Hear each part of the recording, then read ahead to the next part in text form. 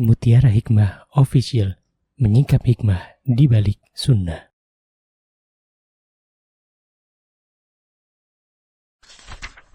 Salurkan donasi terbaik Anda untuk mendukung dakwah Mutiara Hikmah Official. Mari siapkan bekal akhirat kita. Jangan lewatkan kesempatan emas ini. Ayo kita berkontribusi dalam program pembangunan Masjid Mutiara Hikmah yang dibina langsung oleh Ustadz Hanan Yasir MA dan Ustazah Imro'atul Azizah.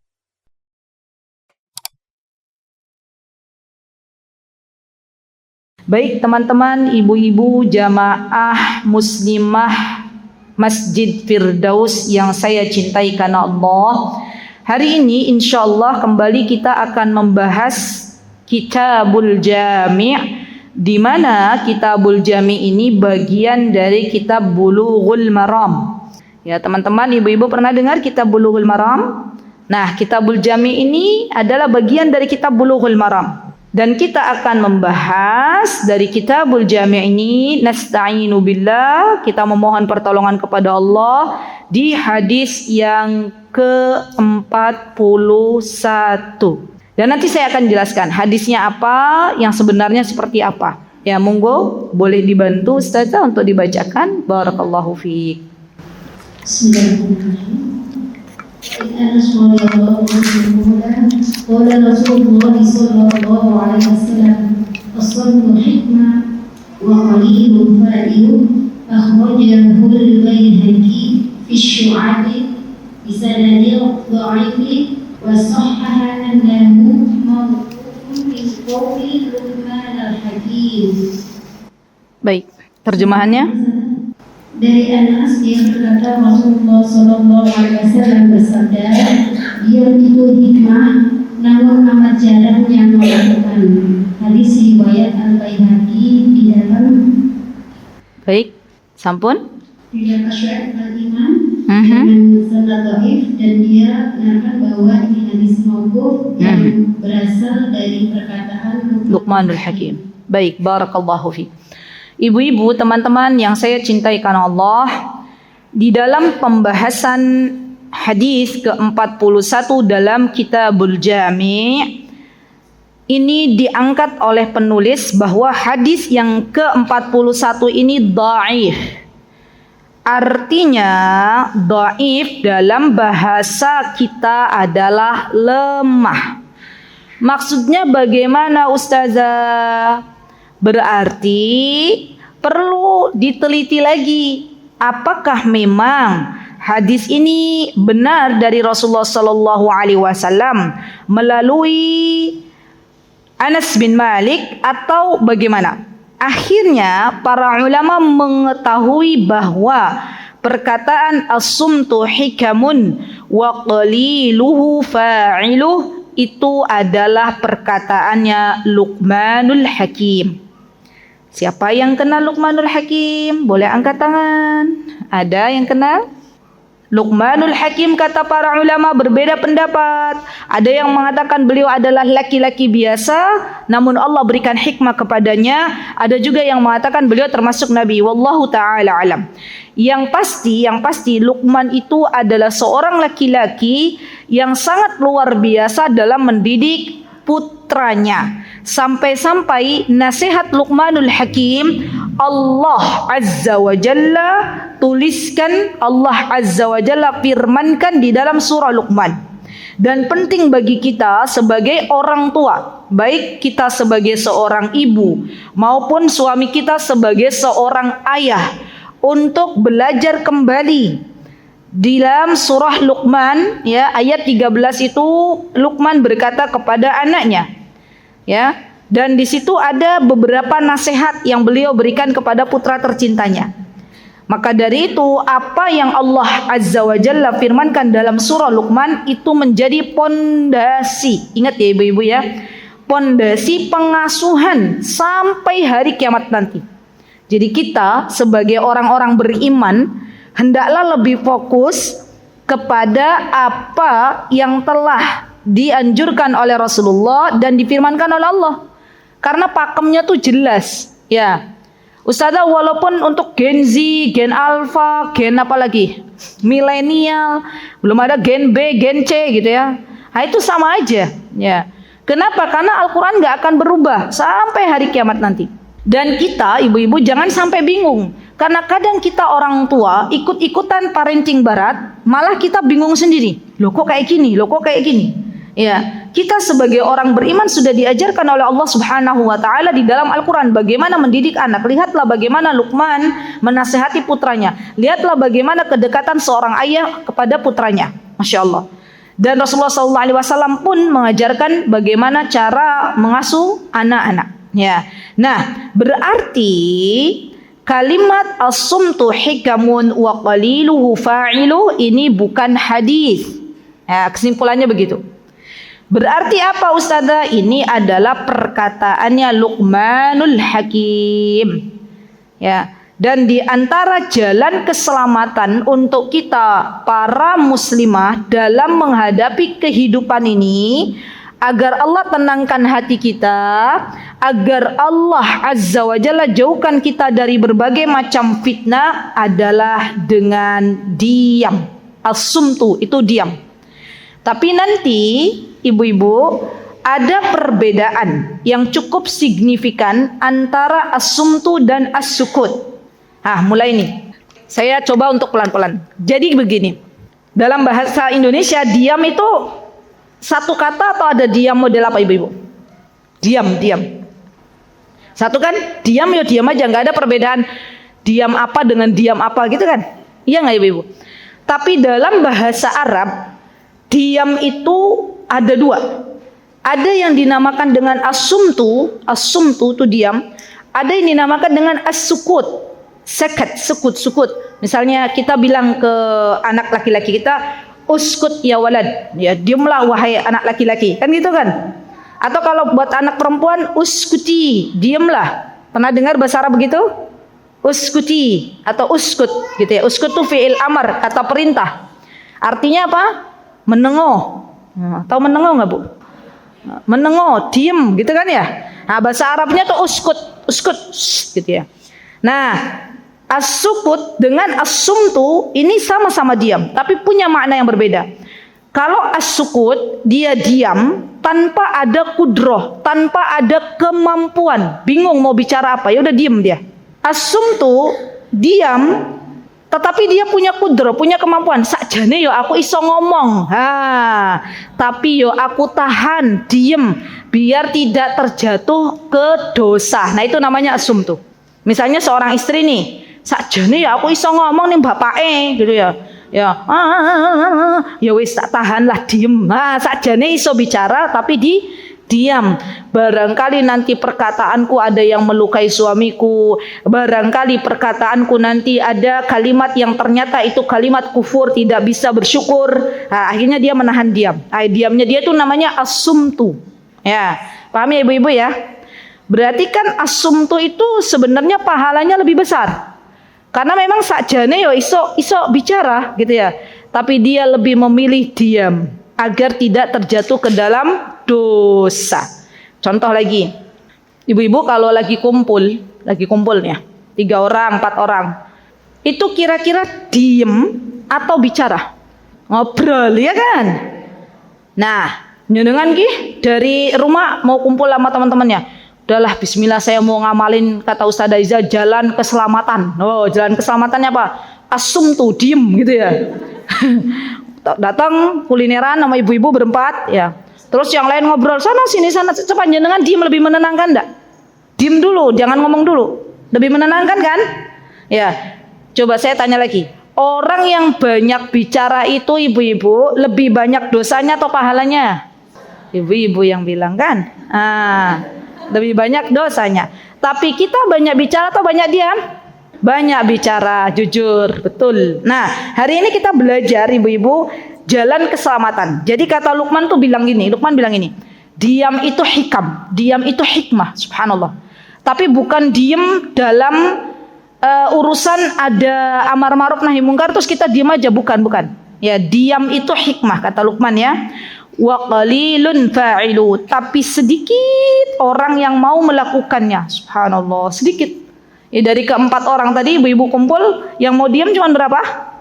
Satu. Nah, ya kan? Yang lain pada bicara. Nah, ada perkataan Arab juga yang mengatakan laukanal kalamu min fiddah laukanal kalamu min fiddah lakana sukut min dhahab. Ya. Kalau berbicara itu diibaratkan perak, maka diam itu diibaratkan emas. Oh, sekarang emas sama perak nilainya tinggian mana ibu-ibu? Emas. Mahalan mana? Emas. Berarti kata perkataan orang Arab sakjane lek diem itu emas. Ya Masya Allah. Bahkan Abu Darda radhiyallahu anhu, beliau adalah seorang sahabat Nabi kita Muhammad sallallahu alaihi wasallam. Beliau pernah memberikan wejangan untuk kita semuanya. Apa kata Abu Darda? Abu Darda mengatakan, ta'allamus sumta kama ta'allamunal kalam. Coba ibu-ibu, belajarlah kalian untuk as-sumta, tadi untuk diam, walaupun sakjane iso bicara, sebagaimana kalian belajar berbicara. Gini, sekarang di kursus-kursusan itu Bu, misalnya ada kursus gitu ya, pembelajaran, rata-rata belajar bicara atau belajar diam? Belajar bicara kan? Ada public speaking gitu kan, gimana mengolah kata, bagaimana berbicara. Tapi kan belum ada kan dalam sejarah. Nggak tahu saya kalau di Yogyakarta ada nggak di sini. Buka pembelajaran online via Zoom. Judul materi yang akan dikaji belajar diam. Nggak ada ya, nggak laku kayaknya ya. Nanti kata pesertanya iki kepiye to yo? Kudune kan belajar cara berbicara. Ini belajar cara diam. Subhanallah. Nah, kita sekarang belajar. Alhamdulillah, berarti dibuka di sini nih sekarang ya. Belajar cara diam. Setuju Bu? Temanya belajar cara diam? Setuju. Nanti diamalin ya semuanya ya. Ya. Duh, nanti Masya Allah pulang-pulang suaminya bilang koyo rasane umah ki adem ya. Loh napa Pak? Kok adem Pak? Ana AC Pak mboten enten, tapi koyo biasane denger suara. Loh ini kok Masya Allah gitu. Nggih Pak, lagi ngerjain PR. Oh, PR ya. Masya Allah, PR sampai rumah pada diam. Masya Allah. Baik, gini ibu-ibu. Ya, belajar diam itu perlu karena subhanallah, terkadang lisan kita punya lisan kan, punya lidah itu tak bertulang katanya ya, betul nggak? Lisan itu terkadang sering kali menyeret manusia ke dalam jurang api neraka. Coba saya mau tanya ke ibu-ibu, dosa lisan, ayo, 1 apa? Gibah. 2 apa Bu?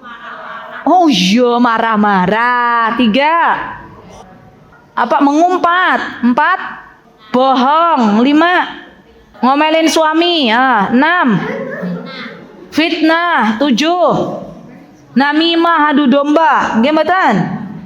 8 napa oleh berkata kasar. 9 apa? Dosa lisan mengungkit-ungkit pemberian. Masya Allah. 10 apa? Merendahkan orang yang diberi. Itu nggak boleh tuh. Kita ngasih ke orang, ya, tapi kita ngomongnya nyelekit.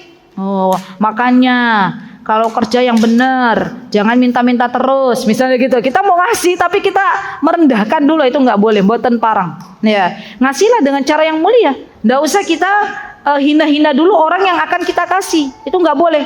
Ya, apalagi sampai ngungkit-ngungkit. Aku loh yo bien. Waktu kamu tuh dulu mantu, gitu ya. Ya saya tuh Masya Allah ya nyumbang berapa beras Bu? 10 sak beras gitu ya. Lah saiki pas aku mantu jenengan cuman 1 sak beras. Itu subhanallah, boten parung mabur sedoyo pahalane. Masya Allah. Ini disebabkan karena dosa lisan. Maka kita yuk belajar bagaimana cara diam yang mulia. Ya. Bukan berarti kita nggak mau ibu-ibu memberikan nasihat, bukan itu yang dimaksud. Tapi diam untuk menjaga agar tidak terjerembab ke dalam dosa yang pertama. Ya, tanamkan dalam diri kita semuanya ibu-ibu, bahwa ketika kita diam, diam untuk tidak terbawa ya arus, misalnya tidak ikut ghibah, tidak berbohong, itu tanamkan bahwa itu adalah ibadah. Berarti kalau ibadah dapat pahala. Ya, kita mau nyakitin teman kita, kita pilih diem. Termasuk dosa enggak, Bu? Ada orang belum punya anak setahunan terus kita bilang gini, anaknya mana? Ya, udah lama nikah, jangan-jangan kamu yang mandul. Itu kira-kira dosa apa mboten? Dosa, menyakiti. Ya. Atau ada jomblowati, ya, usianya udah 30 tahun belum menikah, ditanya terus sama kita. Pasangannya mana, Mbak? Ya, garwane pundi? Itu nggak boleh, boten parang. Ya mending daripada kita bilang seperti itu dan kita nggak tahu keadaannya, lebih baik kita doakan.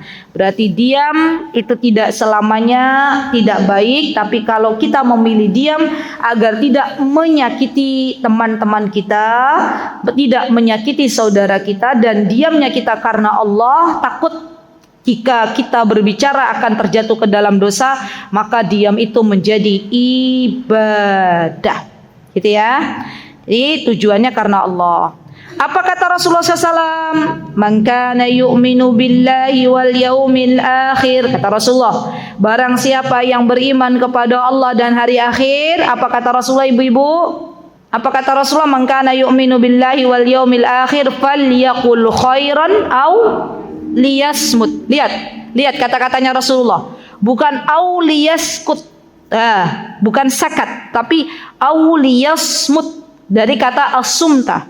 Kata Rasulullah, jika kamu itu tipe orang gak bisa berkata-kata baik, kalau ngomong celekit kayak cabai rawit. Ada gak, Bu? Punya teman lek ngomong sekalinya ngomong astagfirullah, samping-sampingnya ngelus dada. Ada? Ada. Contoh busur misalnya nopo. Contoh.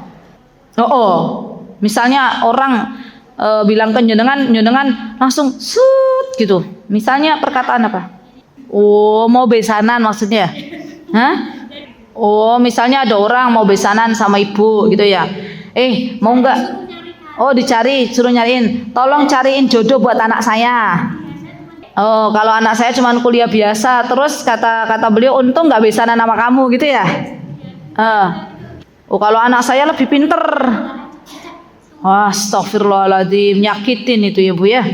Ya Allah, Bu, kalau punya teman model begitu tuh, ya tinggalin, Bu. Ya, tapi jangan dibuang ke jurang ya. Tinggalin. Kenapa? Sering yo, tinggalin. Dah, itu berarti nggak baik. Karena kita nih begini, kita ini wanita ini kadang makhluk yang lebih dominan ke perasaan, Bu. Coba nyenengan datang ke pengajian, qadarullah ketemu sama teman model begitu.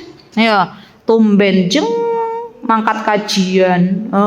Dari kemarin gak ada ya, saiki mangkat. Sakit ora, Bu? Nggih. Kan daripada ngomong tumben, lebih baik kita doain, gimana jeng kabarnya, sehat, kan lebih enak. Nggih mboten?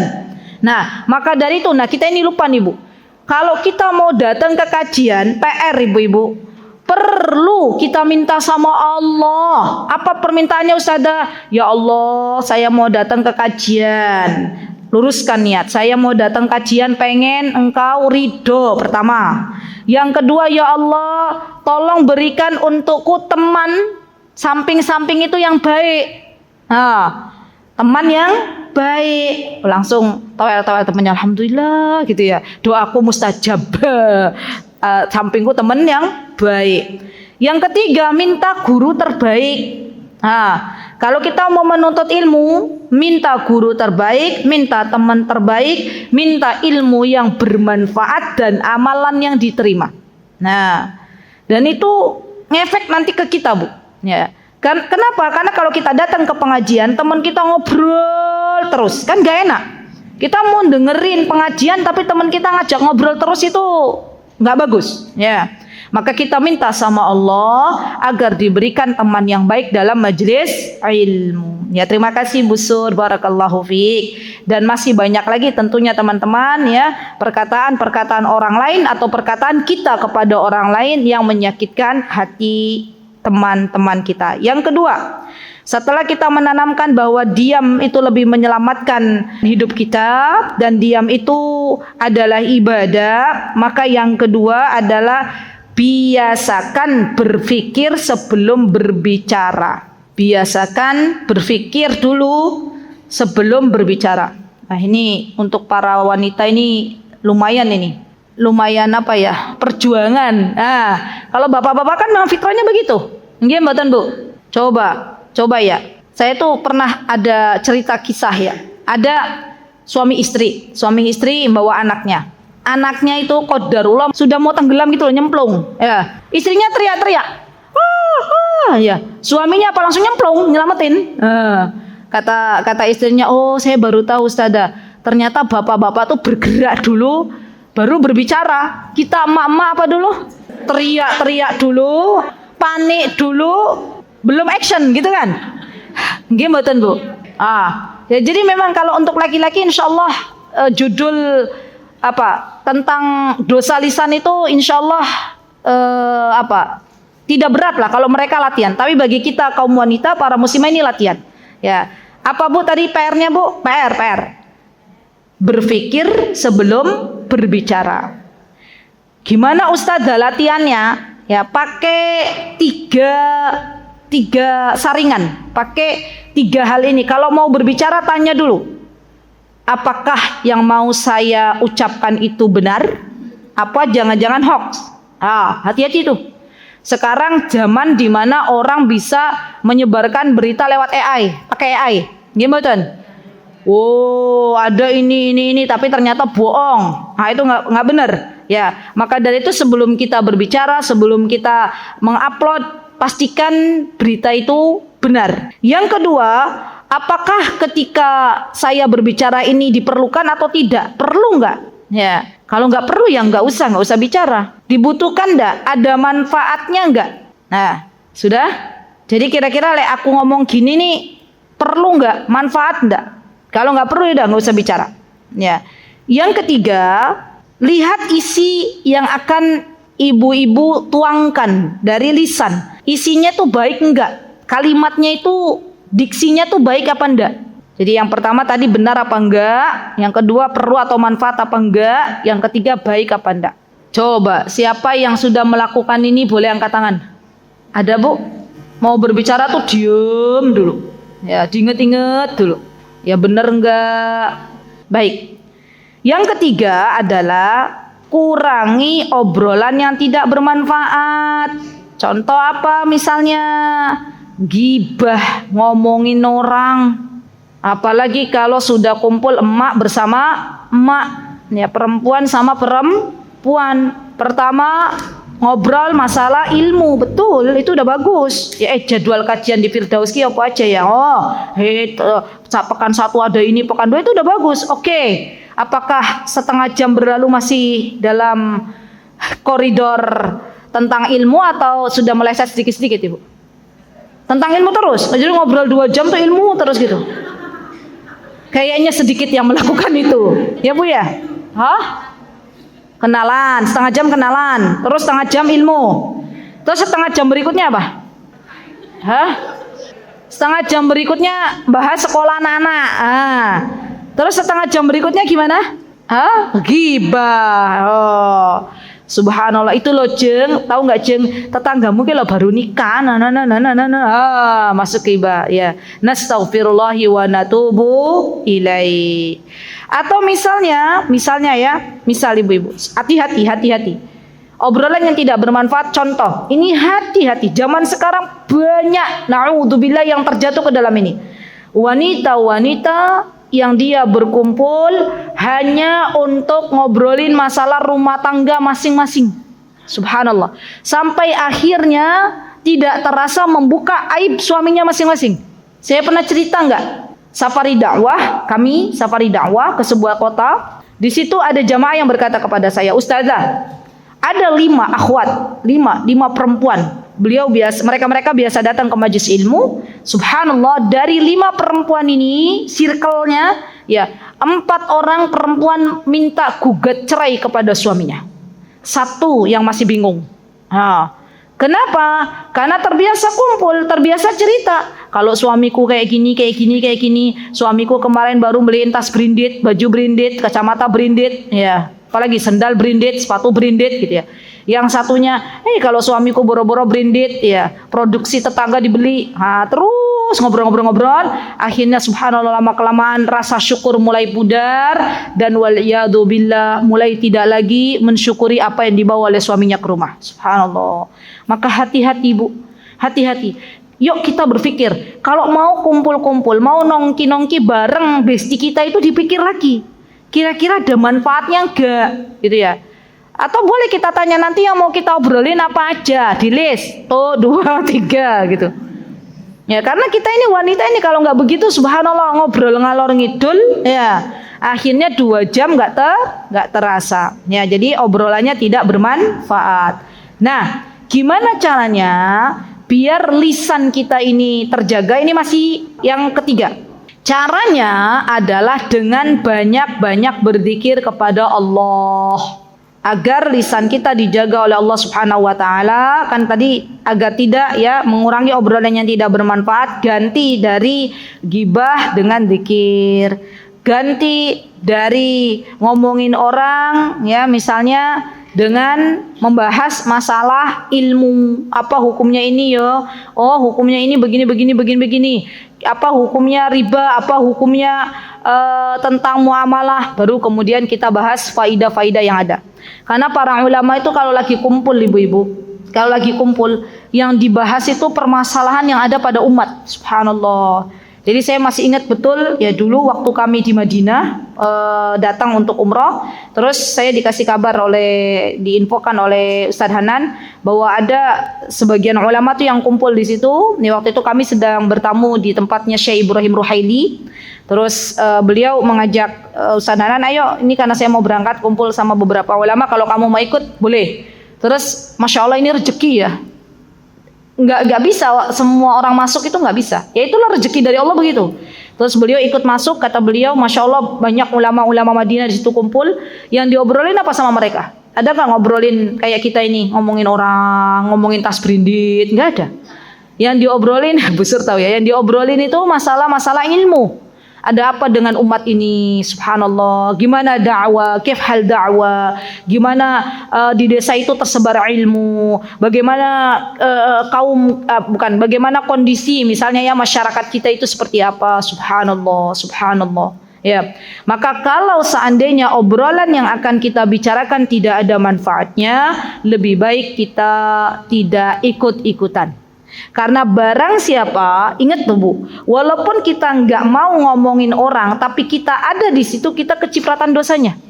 Nah, coba saya mau tanya ibu-ibu di sini, kalau lagi kumpul berempat, berlima sama teman-temannya, sudah tahu di situ ngomongin orang, kita ini kebanyakan dari kita, mayoritas dari kita yang mana? Yang pertama kalau kita lagi kumpul-kumpul, di situ ada ngomongin orang, yang pertama kita duduk saja, yang nggak enak mau ngomong mau negur. Yang nggak enak barangkali nanti menyakiti, barangkali nanti dibilang sok suci. Itu yang pertama, tipe pertama. Tipe kedua bicara. Hei teman-teman, ini kita lagi makanin bangkai saudara nih. Nah, yang ketiga kita pergi. Nah, teman-teman tipe yang mana? 1, 2, 3. 1. Kita 1 ya berarti ya. 1 atau 2 atau 3. Masya Allah, kata beliau saya ingatkan. Masya Allah, tipe 2 berarti beliau. Ada yang tipe 3 terus buru-buru, ngapunten gijeng mau jemput anak, ngapunten mau belanja gitu. Ibu tipe ketiga? Oh iya katanya ya. Berarti dari sekian banyak jamaah Masjid Firdaus tipe kedua hanya 1. Masya Allah. Yang banyak tipe 1 dan 3. Gila nanti kepripun nih ya udahlah saya tak pamit gitu ya. Maaf ya saya mau pamit, ya pamit jemput anak. Nah itu lebih baik daripada kita diem saja di situ menikmati orang-orang ngomongin orang. Hati-hati ya Bu. Baik yang keempat, ya poin keempat. Apa yang bisa kita lakukan untuk lisan kita agar lebih selamat? Ya pilih lingkungan yang bisa menjaga. Nah ini penting pakai banget tadi. Ya, pilih lingkungan, circle yang bisa mengingatkan kita. Ya, jadi obrolan akhirat. Tanyanya udah baca Al-Quran belum? bagaimana imanmu hari ini? Widih, Masya Allah, nanti saya dikira ustazah. Ya kan? Kalau orang Arab itu biasa ya, kaif hal imanik gitu. Gimana kabar imanmu hari ini? Ya. Kalau kita tuh kita orang Indonesia tuh kalau misalnya ya, nyenengan ketemu sama temen, biasanya cuma nanya gimana kabarnya jeng, tiba-tiba gimana kabar imanmu? Langsung kisopo gitu ya. Kok semalam ini dari mana gitu kan ya? Koyo tiba-tiba ujung-ujung nanya iman gitu. Dibiasakan. Misalnya kita bilang ke teman kita, ada yang bisa dibantu gitu ya. Gimana kemarin kajiannya ya? Apa yang bisa di-sharing atau apa yang bisa dibagi ke saya, mudah-mudahan itu menjadi ilmu yang bermanfaat. Kan gitu ibu-ibu ya. Cuman kita itu belum ke situ gitu loh. Misalnya Bu Esti habis ikutin daurah tuh, ya kemarin dari pagi sampai sore, ketemu sama temennya besok. Ya, coba deh kita tanya Bu Esti, kemarin kan ikut daurah, coba deh cerita yo faidah, bagi-bagi nih faidahnya ke kita nih yang nggak ikut daurah. Masya Allah. Bu Esti cerita begini, dapat manfaat mboten? Dapat. Kita yang mendengarkan dapat manfaat mboten? Dapat. Tapi masalahnya budaya tersebut ya jarang atau belum ada di tempat kita. Maka yuk mulai biasakan kalau kumpul-kumpul sharing faidah. Kalau kumpul-kumpul bagi-bagi ilmu, bagi-bagi faidah, oleh-olehnya apa ilmu. Masya Allah. Kalau kita sudah diberikan teman-teman yang model begitu Bu, jangan ditinggal. Itu Masya Allah, mahal banget zaman sekarang itu. Ya, punya teman yang lisannya bisa, Masya Allah bisa menjaga, nggak nyinyirin, ngasih support ke kita, ngasih nasihat ke kita, itu dipegang. Kenapa? Karena teman yang model begini nih, kalau kita nggak ada di surga dia akan nyari kita Bu. Tapi teman yang modelnya tadi ngibahin bareng, nyinyirin bareng, wallahi besok di hadapan Allah ketika wanita-wanita ini akan dimasukkan ke dalam neraka, mereka bertengkar dulu, khusumat. Kata Anya bilang gini, ya Allah, dulu aku terkena dosa ghibah ini gara-gara dia ngajak saya. Ya. Terus kata yang satunya, lo ngapain kamu juga mau diajak saya? Itu nanti bertengkar di hadapan Allah, subhanallah. Tapi teman yang senantiasa memberikan nasihat, ya ukhti, wahai saudariku, mboten elok, mboten pareng jenengan kayak gitu. Ayo, yuk kita perbaiki bersama. Terus temannya yang dinasihati, matur nuwun atas nasihatnya. Nah, kita kalau dinasihati teman bilangnya apa, Bu? Bener, jazakillah khair semua nih. Atau ada yang apa, Bu? Di dalam hati dersuloh. Apa toh hidup-hidupku koyo gitu ya. Duit-duitku ya, jenengan aja iri, hasad, nggak bisa ngelihat kesenangan saya. Kira-kira ada nggak yang begitu tuh? Ada. Nah, maka mulai sekarang kalau punya teman nasihatin kita, ngajak kita ngaji bareng, nasihatin kita kalau kita tergelincir ke dalam dosa, dipegang. Kenapa? Karena kalau dia masuk surga duluan, kita belum masuk surga, dia nyari kita. Ya Allah, mana Bu Fulan? Ya Allah, mana Bu Fulanah? Yang dulu pernah ngaji bareng, yang pernah dulu itikaf di Masjidil Haram bareng, yang dulu pernah ngaji Quran bareng, tadarus bareng, ya Allah sekarang di mana? Kata Allah, belum masuk surga. Ya, kemudian dia bilang, ya Allah, saya sekarang udah masuk surga ya Allah, maka aku minta kepadamu cari Ibu Fulana untuk dimasukkan ke dalam surga. Allah akan berikan Ibu Fulana masuk ke dalam surga biwasilah atau bisyafaat, ya Ibu Fulana yang udah masuk surga duluan. Subhanallah. Kira-kira kita pengen apa pengen, Bu? Pengen. Makanya mulai sekarang, mulai kita pilah dan pilih. Bu, gini, siapa yang usianya di sini 40 tahun atau lebih? Boleh angkat tangan. Banyak ya, alhamdulillah. 40 tahun lebih atau 40 tahun pas. Begini Bu, sekarang itu kita bukan masanya paling banyak teman. Ya, itu sih masa-masa muda zaman dulu SMA, oh paling banyak teman, oke. Sekarang itu kita sudah mulai belajar Bu, belajar untuk lebih istilahnya milah dan milih lagi siapa teman kita terbaik. Karena itu yang akan mempengaruhi agama kita. Jadi bukan berarti ketika misalnya Ustazah, ketika saya udah ngaji kok temanku kok mulai sedikit, gak apa-apa. Ya, artinya Allah sedang memilihkan Anda teman-teman terbaik, bukan hanya di dunia tapi di akhirat juga. Ya, Ustazah, saya udah mulai ngaji tadarus di Masjid Firdaus Tahsin, tapi kok aku dijauhin sama fulana. Gak apa-apa. Itu caranya Allah menyelamatkan panjenengan. Ya, ndak usah bersedih. Allah kasih teman yang lebih baik lagi. Itu hadiah dari Allah Subhanahu wa taala. Kan kadang kita suka gimana ya? Suka, namanya perempuan ya. Suka bersedih kalau ditinggal teman yang lama. Itu sebenarnya subhanallah, itu caranya Allah menyelamatkan kita, Bu. Enggak apa-apa. Ya. Kita minta lagi sama Allah, ya Allah, berikan kepadaku teman yang salihah, yang dia bisa menjaga lisannya ketika berbicara, yang dia nggak asal ceplas-ceplos ketika berbicara. Minta sama Allah. Ya. Dan itu merupakan jalan keselamatan bagi kehidupan di dunia dan di akhirat. Terakhir. Cara agar kita bisa mengontrol lisan kita, ya. Yang terakhir adalah sadarilah bahwa setiap apa yang kita ucapkan itu dicatat oleh malaikat. Subhanallah. Ma yalfidhu min qawlin illa ladaihi raqibun atid. Subhanallah. Ma yalfidhu min qawlin, tidak ada satupun yang keluar dari lisan kita illa ladaihi, kecuali di sisinya ada malaikat raqib dan atid. Subhanallah. Artinya kalau kita sadar bahwa ada pengintai, tahu pengintai nggak, Bu? Yang mencatat, ajudan yang mencatat semua kata-kata kita, maka tidaklah kita berkata kecuali yang baik-baik. Jadi PR untuk kajian hari ini untuk kita semuanya, termasuk diri saya, adalah belajar diam. Tulis, Bu, PR belajar diam. Jadi bukan belajar berbicara, tapi belajar diam. Manfaatnya banyak ya. Ketika kita belajar diam, maka insya Allah kita akan lebih sedikit tergelincir ke dalam dosa. Nggih, Bu, nggih. Nanti tolong disampaikan ke suaminya masing-masing. Pak, nuwun sewu nggih, Pak. Kalau dalam 3 hari ini saya banyak diam, bukan berarti nggak bersyukur, nggak dapat transferan, gitu ya. Tapi ini lagi ngerjain PR. Masya Allah. Oh, ada satu lagi, saya ini alhamdulillah ini Allah kasih ingat ke saya.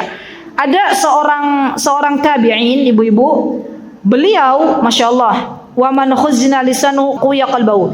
Iyas al-Ijli namanya, Iyas al-Ijli. Beliau belajar sumet, belajar diam itu 10 tahun. Belajar diam, Bu, belajar diam, bukan belajar berbicara. Belajar menjadi pribadi yang nggak banyak bicara kalau diperlukan. Itu kurang lebih sampai beliau bisa mahir belajar diam itu 10 tahun. Subhanallah. Jadi kalau 3 hari, itu sedikit sekali. Ya, boro-boro setahun, ini 10 tahun. Masya Allah. Ya, semoga Allah mudahkan kita untuk mengerjakan PR pada pagi hari ini. Semoga Allah meridhoi kita semuanya, dan semoga Allah menjadikan kita wanita-wanita salihah. Amin. Allahumma amin. Aqulu qauli hadza wastaghfirullah li wa lakum wa akhiru da'wana alhamdulillahi rabbil alamin. Wassalamualaikum warahmatullahi wabarakatuh. Mutiara Hikmah Official, menyingkap hikmah di balik sunnah.